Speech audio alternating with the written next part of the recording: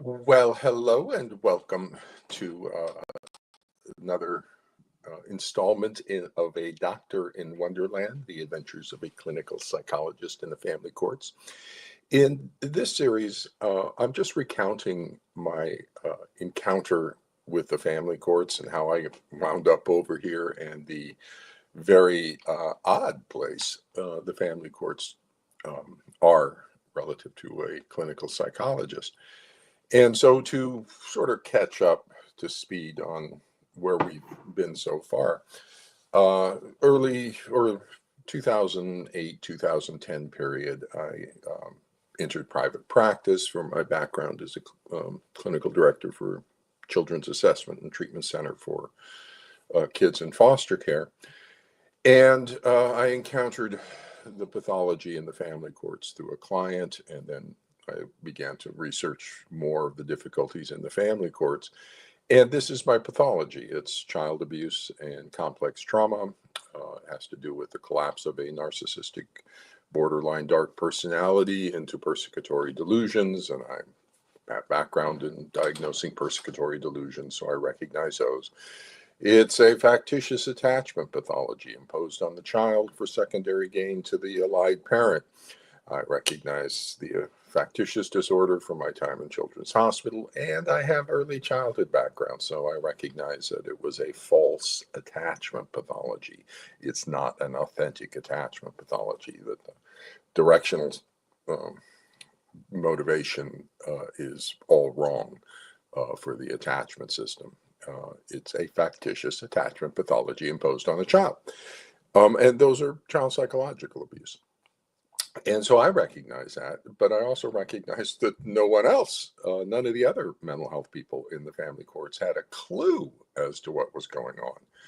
And the courts weren't being informed, and I was puzzled by what had happened. So I spent approximately 2 years, 2008 to 2010, reading all the literature and researching, doing a needs assessment, basically, because I also have background in community psychology, which is treating pathology by changing the community systems that interact with it. So I recognize this is a systemic problem, and so I began to look at where the systems kind of collapsed. And primarily, it's the psychologists, the forensic psychologists. They don't diagnose pathology, which is a significant problem. The forensic psychologist left the field of healthcare and experimented on children and parents in the family courts with this quasi judicial role of assisting the court in its custody decisions rather than a healthcare role of diagnosing and treating the pathology. So they got in the wrong role. And they developed this forensic custody evaluation for this new role that doesn't diagnose pathology. And so they are totally outside the healthcare system, which is extraordinarily bad for this pathology because this pathology specifically hides. It doesn't want to be identified. It doesn't want to be diagnosed. And so the forensic psychologists, in their new role of not diagnosing pathology, actually collude with the pathology in hiding from the court's understanding, from effective treatment, and it's a significant problem. And when I encountered the pathology, I recognized it's my zone of pathology, transgenerational transmission of attachment trauma. And I look at it and go, what type of trauma are we dealing with here? Moving through generations. Is it physical abuse trauma? No, that creates violence, and the child is not violent. In fact, in a lot of ways, the child's very well behaved in other settings. So it's not the ripple of physical violence. Neglect? No, the substance abusing parent typically produces depression or substance abuse in the child or something like that. So it doesn't have the features of neglect moving through the family. Sex abuse. That's what it is. We have a breached attachment bond between a parent and child, classic symptom of sex abuse. And we have the pathology hides. classic symptom of sex abuse, just a number of features surrounding this pathology. It isolates its victim, in this case, a targeted parent, from rescue and from reporting. So I recognize the sex abuse pathology that's moving through generations. Now, the child in particular is not, this generation is not being sexually abused. It was the parent or maybe the grandparent. Somehow it entered the family systems and it's moving through the child, and the child is carrying some of the symptoms. The symptoms are spread around among the family members. Um, the protective parent role of the allied parent is another feature of that. Plus, you get, in some cases, a borderline variant, you get the allegations of sex abuse directly being made, false allegations, because it's a ripple from their unresolved childhood trauma, distorting their thinking and perceptions. So by 2010, I had the pathology pretty much worked out as to what was going on and the difficulties in the systems.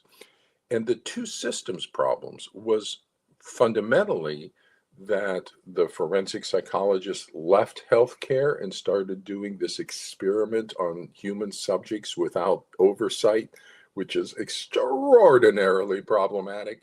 But they left healthcare. And they withheld diagnostic assessments from the court and from parents and gave them only their forensic custody evaluations that don't diagnose the pathology. So they're colluding with the pathology's efforts to hide. And so they're not telling the court it's child abuse. They're not. Why?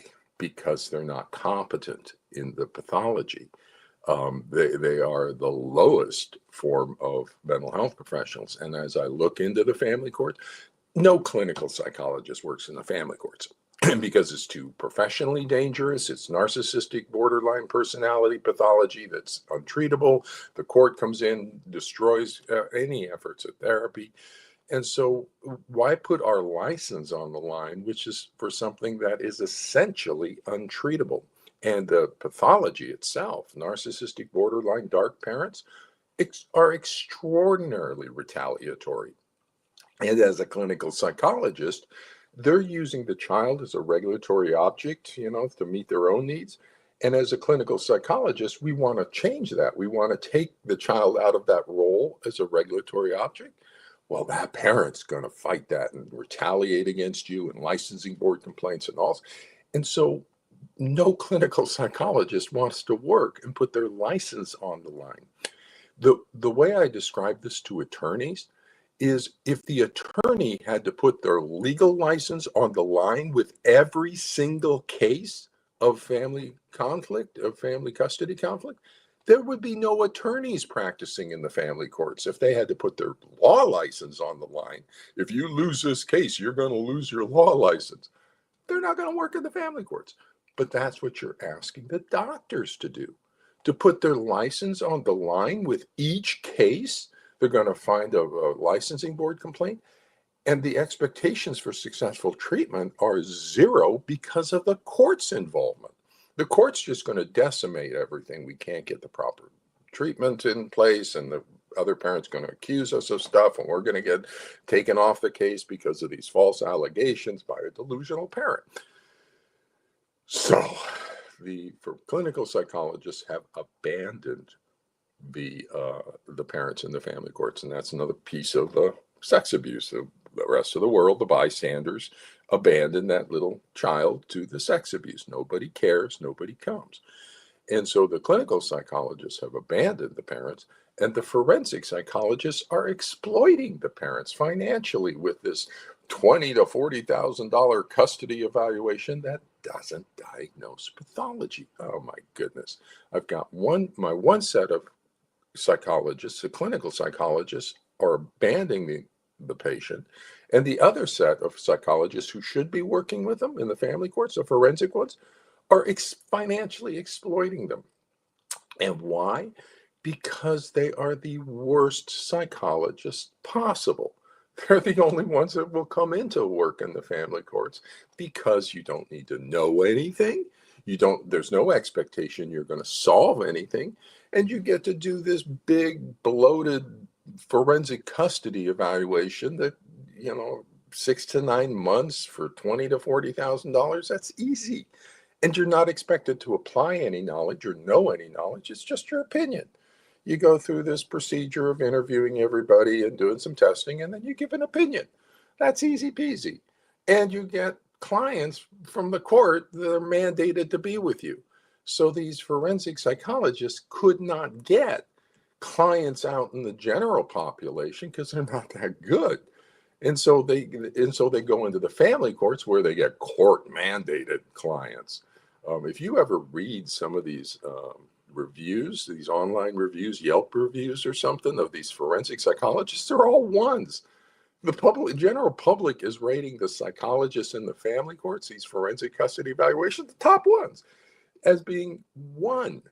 That they are just awful, and they scathing reviews of these forensic psychologists by the public. But here's the situation. The forensic psychologists gave themselves, and through the court, gave themselves judicial immunity for their new made-up quasi-judicial role.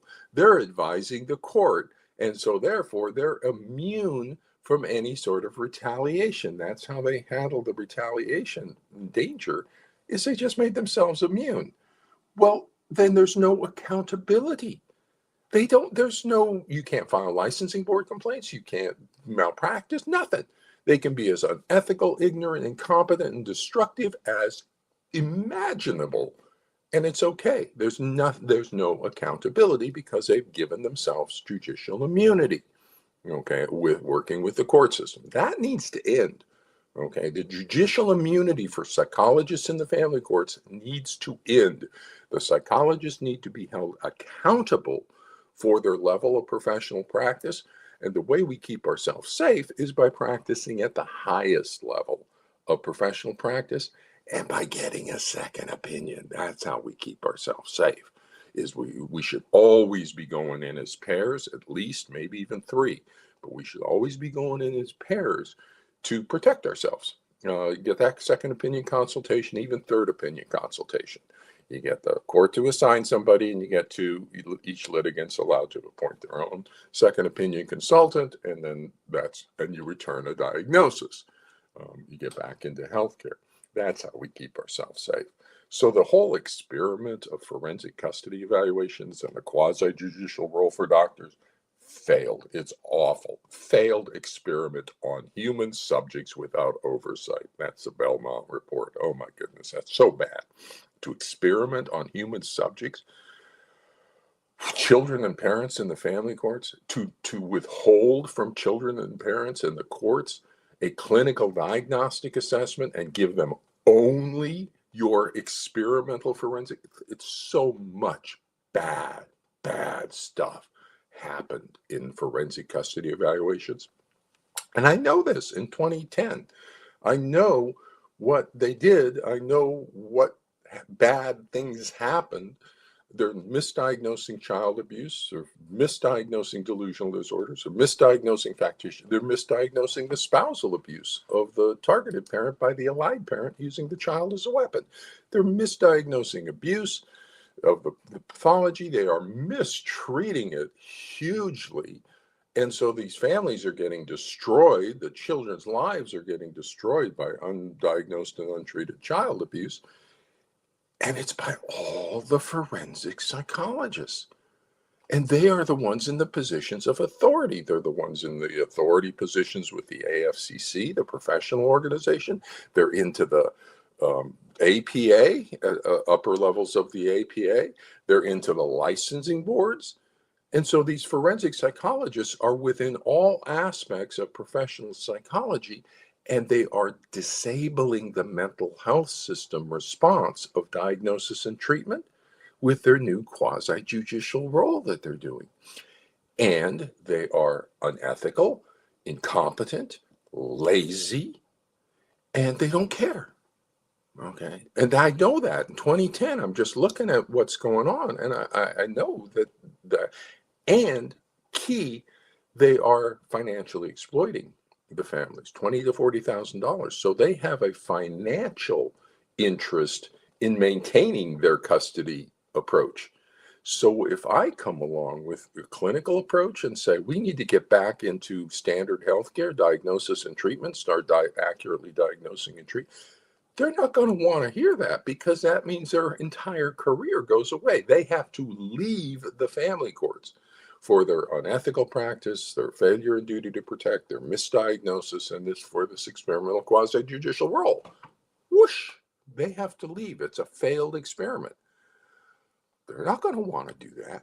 And they're in the positions of power and authority. And I'm a lone clinical psychologist in private practice. So I have no university affiliation. I have no clinic at this point. I have no authority whatsoever. I am a lone clinical psychologist in the world of forensic psychology. So if there's a licensing board complaint against me, they're going to send it over to the forensic psychologist. That's what happened in Oregon. And so the forensic psychologists on the licensing boards will retaliate against clinical psychologists if we don't do their forensic custody evaluations. They maintain their turf. And all clinical psychologists know this, that we know the pathology is dangerous. It's going to retaliate against us. And we know that the licensing board, the forensic psychologists on the licensing boards, will retaliate if we enter their turf. So we just stay away. There's no clinical psychologist over you, no diagnosis or treatment, no competence in healthcare, clinical psychology, in the family courts, zero, nothing. It's all the forensic psychologists. They own these families with their experiment that is destroying the lives of children and parents. So what do I do in that situation? Now the journals for the forensic custody are going to be closed to me, because I'm going to be saying we need to get rid of custody evaluations. They're not going to want to hear that. And so they're going to shut that down. And if I expose myself, they're going to come after me and try to get rid of me because I'm threatening their cash cow. And they are unethical, and so I can't rely on any sort of professional level competence or ethics or nothing. Meanwhile, I've got the parental alienation, self-proclaimed parental alienation experts, Bill Burnett and his colleagues, Gottlieb and everybody who's working off of Gardner's PAS model. Now, I got them, again, absolutely lowest level of professional. I look at them, and we got a ragtag group of misfit toys kind of over in the PAS expert domain. And they are proposing that there is a new unique pathology, a pathology unique to the family courts. It exists nowhere else in all of society, just in the family courts, that requires its own diagnostic label and its own new set of symptoms unrelated to anything else in the society. That's insane. No, if there's a pathology in the family courts, it exists in the broader population as well. It's just being triggered by the family courts. That's your narcissistic borderline dark personality who's collapsing into a persecutory delusion. That exists everywhere in society. The narcissistic borderline dark personality is about 10% of the pathology out there. And so it exists. And then it gets triggered by the divorce. Of course it does. We got the narcissist, we got the exposure of their inadequacy. So that's going to create a narcissistic injury. They're going to collapse into the persecutory delusion and retaliation. We got the borderline spectrum parent whose the divorce is going to trigger abandonment fears, and the anxiety is going to go up. And then she's going to start using the child as a regulatory object. So it makes total sense that it's the narcissistic borderline that's getting triggered into the delusional thought disorder and factitious, and they impose a factitious attachment pathology on the child for secondary gain. That is in society, it's just being triggered by the family courts. It's not a unique pathology in the family courts called parental alienation and make up new symptoms that are just bizarre. Those symptoms for PAS are just awful. So even if we wanted to say that was there, we would not use those symptoms. Those are awful symptoms. It's a bad, bad, bad, bad model of pathology. But I look at that and go, holy Toledo, all these parents are being moved into this parental alienation concept by these self-proclaimed experts, and they're trying to prove a made-up pathology that doesn't exist to a judge at trial rather than getting a diagnosis out of healthcare, because they're not being told about the diagnosis in healthcare: the shared delusion, persecutory thought disorder, the factitious disorder, the child psychological abuse. Now, back in 2010, 2012 period, as we're moving in, starting to encounter all the professionals, the PAS people, starting with them, in the DSM-4, there was a diagnosis, a specific diagnosis, shared psychotic disorder, which is the shared delusion. So someone like Bill Burnett, who's a psychiatrist, he's misdiagnosing the shared psychotic disorder his entire career. He misdiagnosed a DSM because he's not applying the DSM-5. As a psychiatrist, he's running off to apply his favorite theory of Gardner because he wants to be an expert. They all want to be experts. They want to be experts in something, but they're not really experts in anything.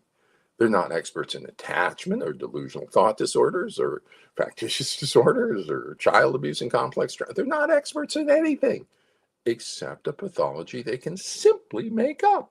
This parental alienation stuff. Oh my jeez. So they want to be experts. Now, if I come along and explain that, hey, this is already in the DSM-5, and that's great, because back at the time, everybody's bashing PAS for not being in the DSM-5. The pathology is in the DSM-5. It's a shared psychotic disorder, shared delusional disorder. Holy Toledo, if you just look in the DSM-5, it is already there. Okay, but nobody's looking. They're all fixated on this PAS, parental alienation. And if I come in and start to tell the PAS experts what it actually is, a delusional disorder, narcissistic borderline pathology, then they're not going to want that, because then they're no longer experts and they just vanish into whatever, because they're not really experts in anything. So about 2010 to 2012, I realized that the PAS experts, self-proclaimed experts, are at least recognizing something's there, whereas the forensic psychologists are just not even recognizing there's a pathology present. And so at least PAS people recognize something's there. So I start to try to educate them, work with them. Hey, Bill, I got some emails with Bill Burnett and said, hey, this is a psychotic disorder, right? Shared delusional disorder, collapse of narcissistic borderline parent. And he went, no, he doesn't know that. He thinks what I'm telling him about shared delusional disorders, shared psychotic disorder, factitious disorder imposed on another, child psychological abuse, he thinks that's I'm simply calling it parental alienation using different words. No, Bill, different words have different meaning. Shared psychotic disorder is different than parental alienation. A DSM-5 diagnosis is different than what you got with parental alienation syndrome. Okay. But he just washes out everything. He's fixated on seeing only parental alienation. Plus the fact that me as a psychologist, okay, I'm not a psychiatrist, and DSM is a psychiatric model book. And so as a psychologist, I come into his domain, the family courts, parental alienation, from the outside. I'm coming in from, child abuse and trauma. And so I'm an outsider coming into his turf, telling him that he's misdiagnosed the pathology and showing him it's in the DSM-5 as a shared psychotic disorder. I'm embarrassing him. You know, he's a psychiatrist. He misdiagnosed the pathology. He's sitting with a delusional thought disorder in his office as he's doing his assessments and stuff. And he missed diagnosing a psychotic disorder that he's working with. That's embarrassing. And it's embarrassing for a psychologist to come and make the diagnosis in a psychiatric book. Now, the reason I can, because I worked 12 years on schizophrenia, a major NIMH research project where I was trained to assess delusional thought disorders. I've been specifically trained to diagnostically assess delusional thought disorders using brief psychiatric rating scale. So I recognize it. But rather than Bill joining with me and to create the solution, he wants to be an expert. So he took that path where essentially I was negotiating with the American Journal of Family Therapy. That's the journal that's had editors from the PAS community. Bill Burnett was an editor. Sauber, a few others were from the PAS domain were editors of the American Journal of Family Therapy. That's why you see all their articles going through that journal. That journal is sort of their pipeline. This idea of a peer-reviewed journal, the PAS journal was peer-reviewed, but it was peer-reviewed by other PAS people. So it's not like peer review is for research, not opinions. But that was their journal. And they're supposedly the allies of the parent. They at least recognize the pathology. So I wanted to write an article for them. I wanted to write 4 articles. Okay, I wanted to write one on the pathology. That would be the foundations. I wanted to write one on diagnosis. I wanted to write one on treatment, and then one on the legal system response. Okay, and we could spread those across 4 journals. We could put them in a single journal, and then they could do their commentary on it. Okay, so I write an article and they could do a comment on it, and we put the information out to the general public and into the courts and everything.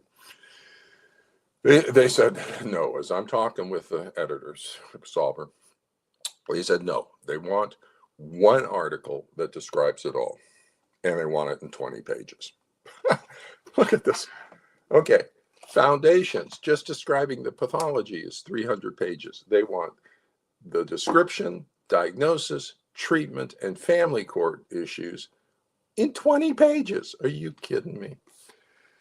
So I did it. Okay, but it was about 25 pages. But and then some the reference section. But I did and submitted it, and it was turned down.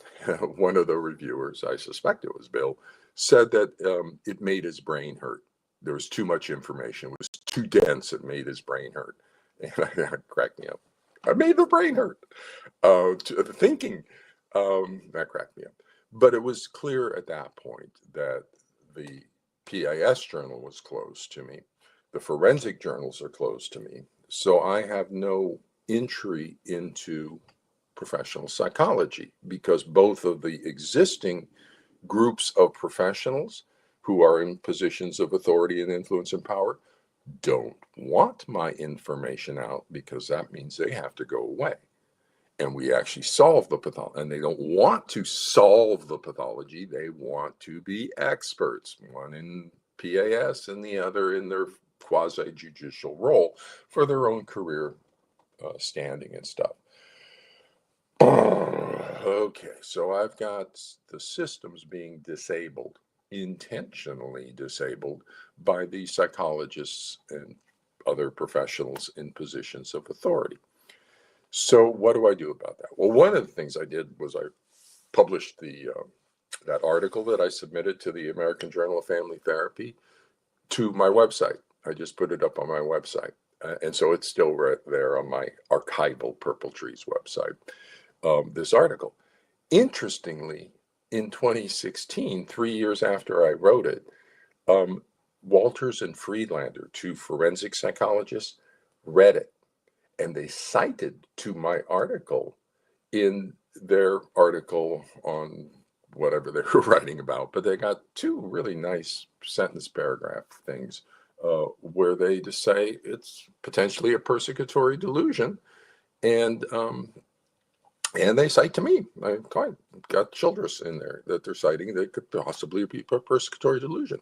Now that's death to them, because the moment the forensic psychologists acknowledge it's a possible persecutory delusion, then they have to be competent in the assessment, diagnosis, and treatment of persecutory delusions. And they're not. And so they're practicing beyond the boundaries of their competence with the pathology when it's a possible persecutory delusion. So that Walters and Friedlander quote really puts them in trouble, because it acknowledges what the pathology is. And now it's almost 10 years old. So 2016. So we've known it for a while. And what are they doing about the persecutory delusion, you forensic psychologists? And so that's trouble. But that's interesting, I think, that the rock or the stone that was rejected by the PAS people was the one that was used to build the solution into forensic psychology. And so I'm back about 2012 negotiating out with Bill Burnett and trying to get him on board, and he's not having any of it. And I'm recognizing the depth of his intransigence and the PAS people. Then I get, through the grapevine, okay, I get word that the PAS experts, self-proclaimed experts, not really experts in anything, but PAS experts, held a meeting, a phone call, where what are we going to do about Dr. Childress? And they came up with the solution to completely ignore Dr. Childress. They're not going to talk about me. They're not going to reference my name. They're not going to talk about anything. They're going to completely stonewall and freeze me out because I'm not recognizing PAS and their expertise on that. Oh my God, these professionals are so low level. I mean, it's like petty. We have a child abuse pathology in the family courts, active child abuse, active spousal abuse, and they're worried about their ego and who solves it. And we're going to freeze out Dr. Childress and stuff. Now, if I challenge that and say, why aren't you guys engaging what I'm talking about? They're going to say, well, you just want to make it all about you. And so I'm kind of stuck in this double bind. I can't challenge their freezing me out, because then they'll frame it as it's all about me and I'm not cooperating with the other professionals in PAS and stuff.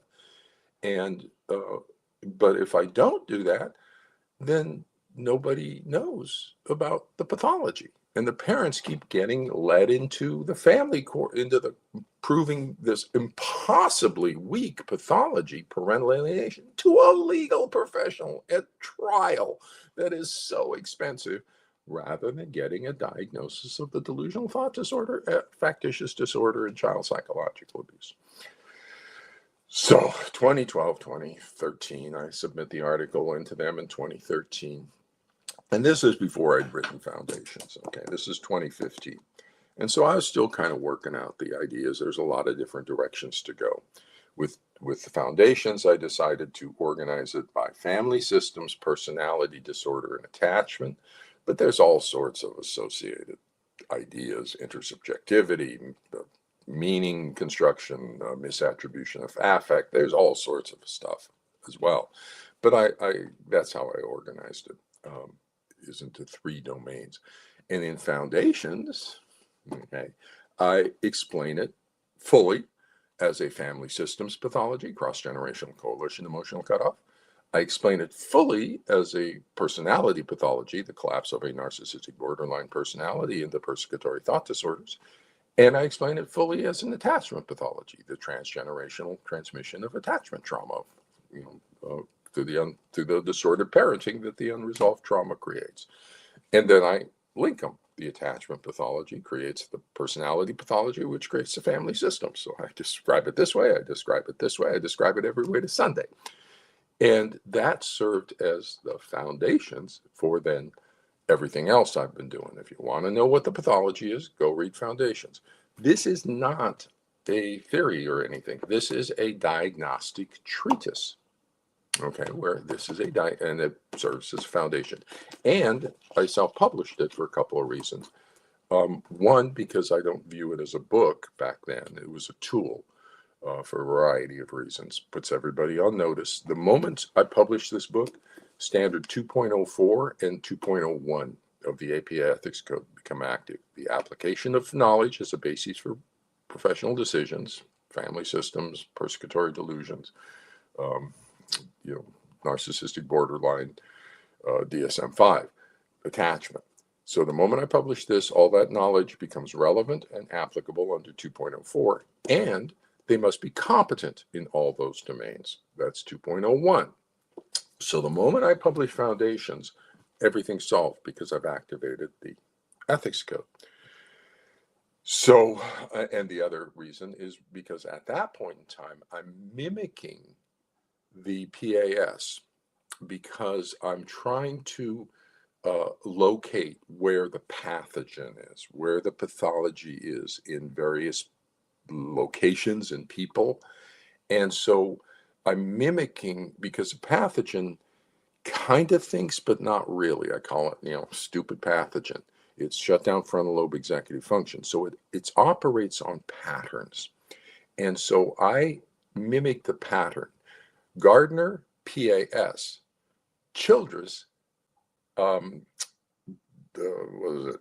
Attachment, ABPA, attachment-based parental alienation. Childress, ABPA, Gardner, PAS. So the pathology wouldn't see that I'm actually different.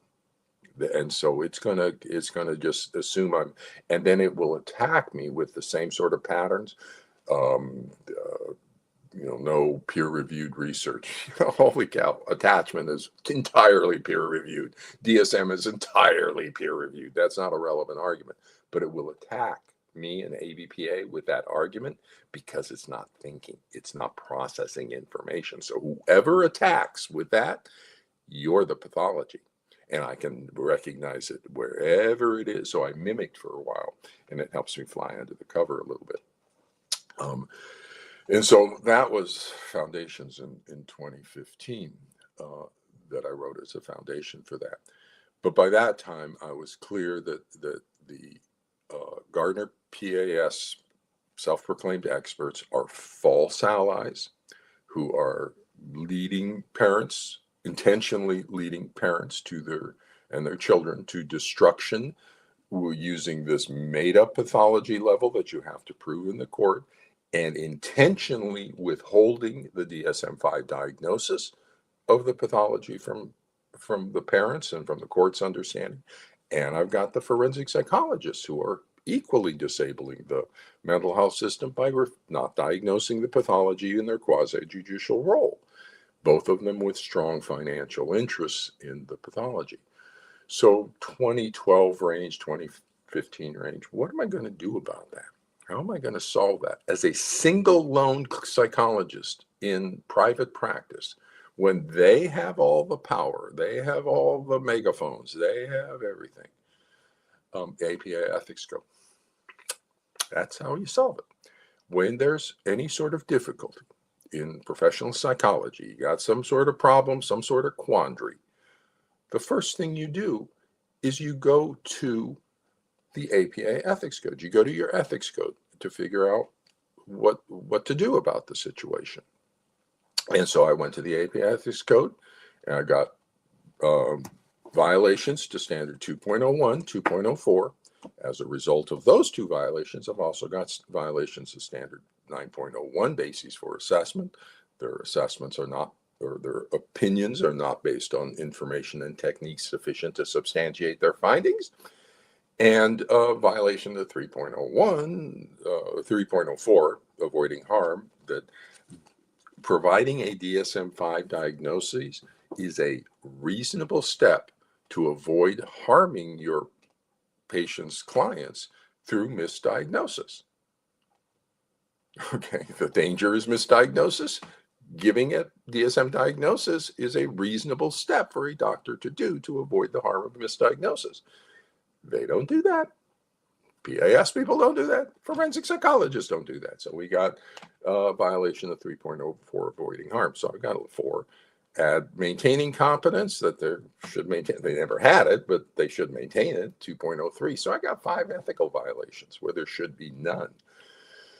and failure in the duty to protect. And so that's what foundations activated.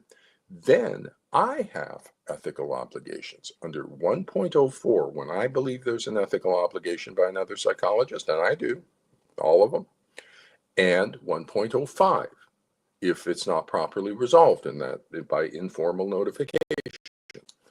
So those are going to guide my work. 1.04 and 1.05 is to deal with the unethical practice within my profession, my psychologists, and then to hold them accountable for 2.01, 2.04, 9.01, 3.04, 2.03. So to hold them accountable for ethical and their duty to protect obligations.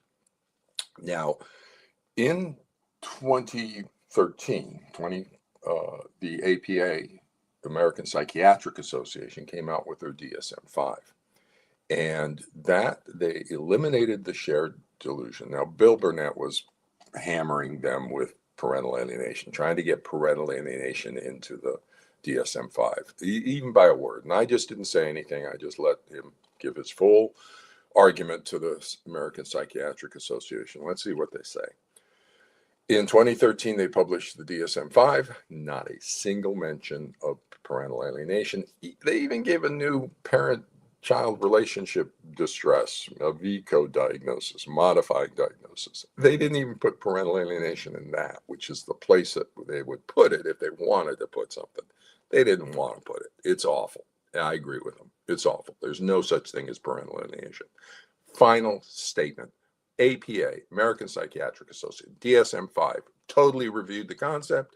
They said, no, there is no such thing as parental alienation. That should be the end of discussion for all responsible doctors. Dr. Burnett, Dr. Lorandos, that should have been the end of discussion regarding parental alienation syndrome. If you want to propose a pathology, a new pathology that's unique in the family courts and exists nowhere else in society, that requires its own unique label and own unique symptoms made up by you and self-proclaimed experts, then you can do that after you apply the established knowledge of family systems, attachment, personality disorders, complex trauma, factitious disorders, delusional disorders, and the DSM-5 as a basis for your professional judgments. After you apply the knowledge, if you still think you need a new pathology, then propose it after you apply the knowledge. But they didn't do that. Okay, they have a fixed and false belief that they're just discovering a new pathology that's unique to the family courts. And they maintain, despite the contrary evidence of the American Psychiatric Association saying, no, you're wrong. Burnett and the rest believe that they're right, and they know more about the diagnosis in the American Psychiatric Association, and they're exempt from the ethics code for some reason. Maybe an ethics code that they don't have to apply knowledge, and they don't have to be competent in attachment and delusional thought disorders and family system.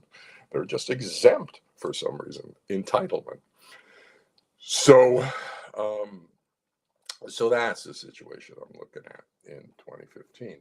And that's my solution, is the APA ethics code. First, I have to activate the APA ethics. That's why this is a tool so far, not a book. I'll run it into publishers at some point here coming up. But at that point, it was just a tool. And I'm working to correct systems.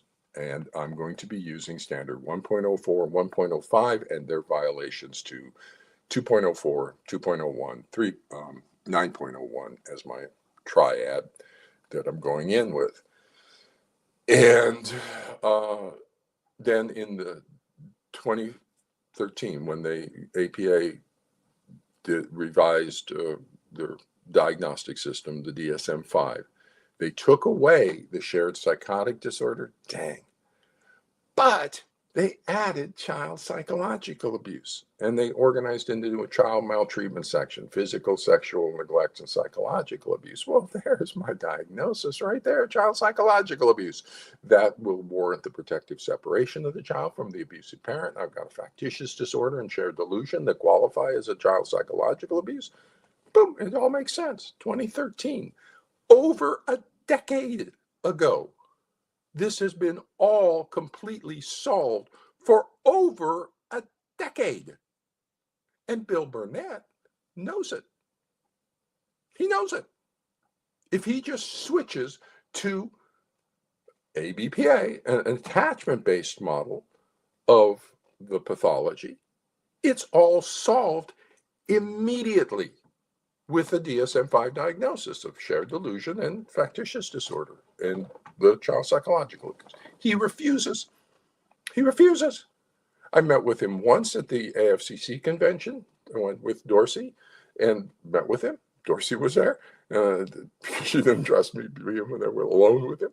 But I was there, and he said no, he's not going to apply the DSM-5. I met with him once in Venice. We were both presenting a conference. Dorsey was there again. I hosted a big dinner. I said, Bill, I offered him two things. I said, Bill, let's write a joint article where you can write all about the history and parental alienation, and you can just take that and run with the history as much as you want.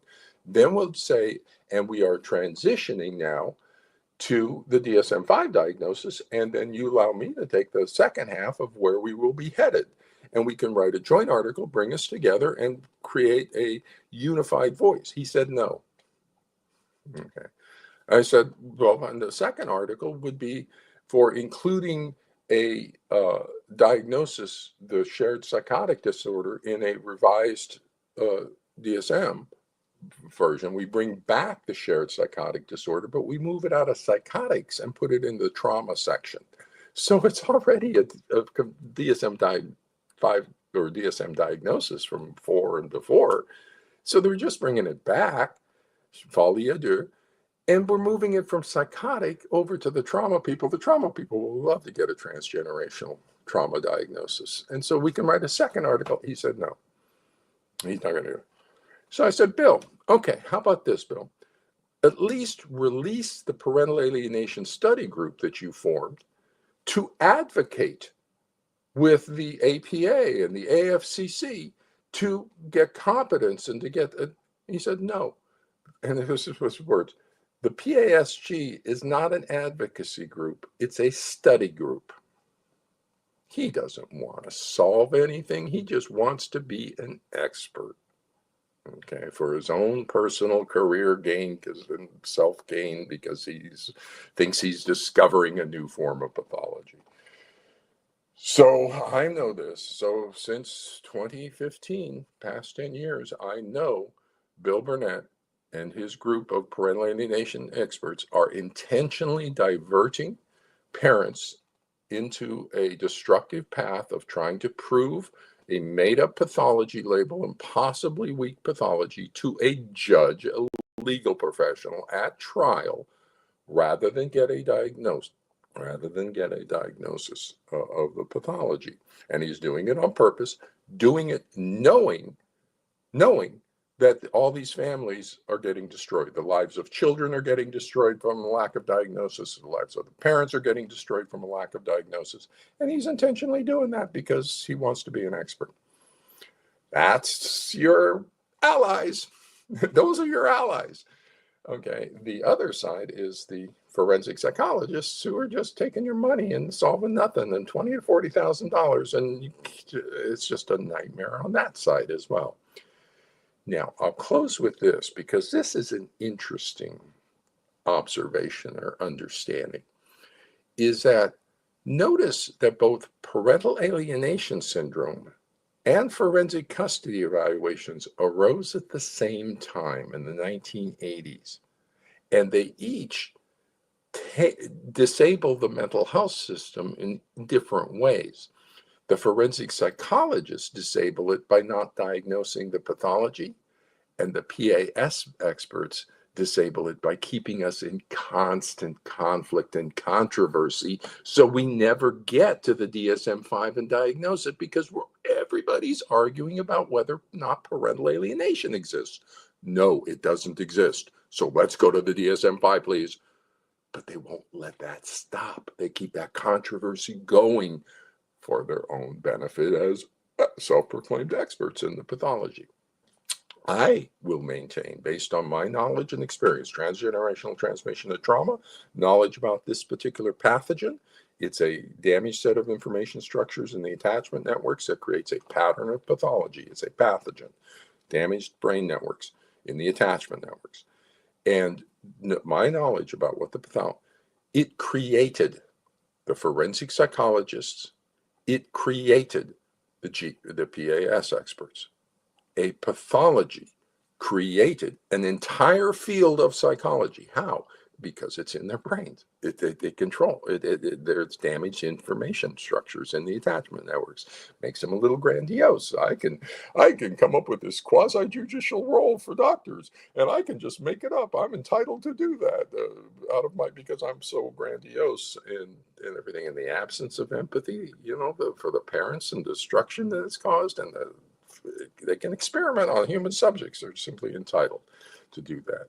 And so it captivated them. It captivated them on their lazy, stupid pathogen. It's a lazy pathogen. Their ignorance. They don't know what things are. They're the lowest level, stupid pathogen, frontal lobe thing, and their grandiosity and entitlement. Same thing with the PAS experts. It captivated them on their ignorance, shut down frontal lobe system. It captivated them on their grandiosity. I'm discovering a unique new pathology in the family courts, and their entitlement. I don't have to stay within established healthcare. I'm allowed to just make up new forms of pathology. My goodness gracious.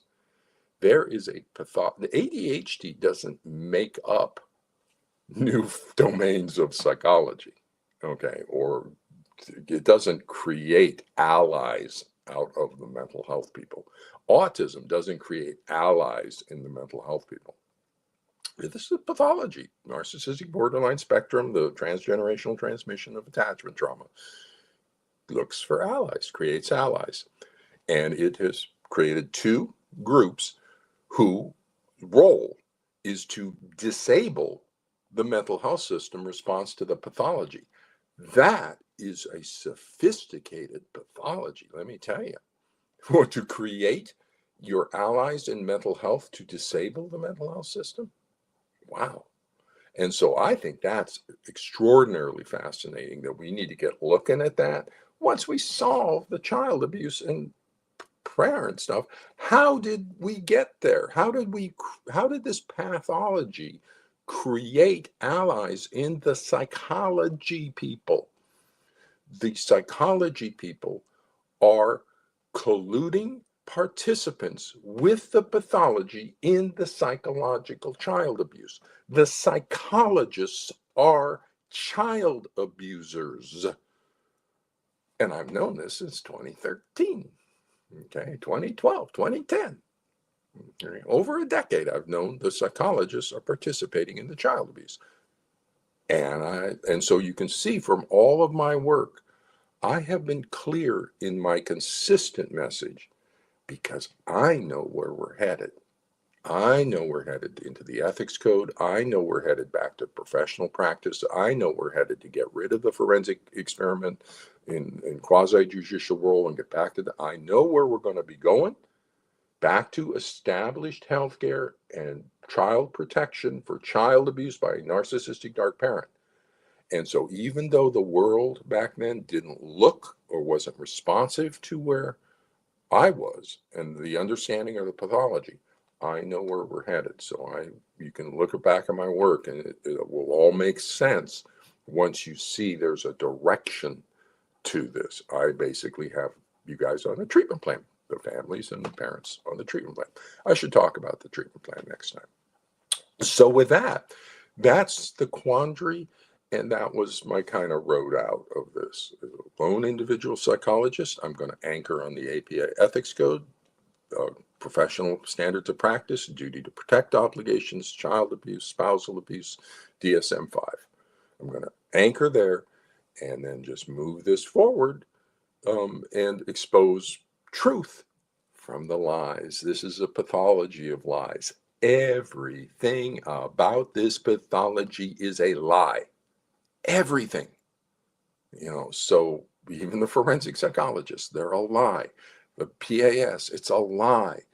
It's not about you, the parent, it's about the child. That's a lie. It's spousal abuse of the targeted parent using the child as a weapon. It is entirely about the targeted parent. It is spousal abuse of the targeted parent using the child as a weapon. Then they create such pathology in the child. It becomes child psychological abuse as well. So everything about this pathology is a lie. So with that, that moves the Doctor in Wonderland episode a little bit further along. And I'll get back to other aspects of the family court in my other talks and coffee talks and things. So with that, everybody, I'm going to head off to my Sunday, and good luck out there.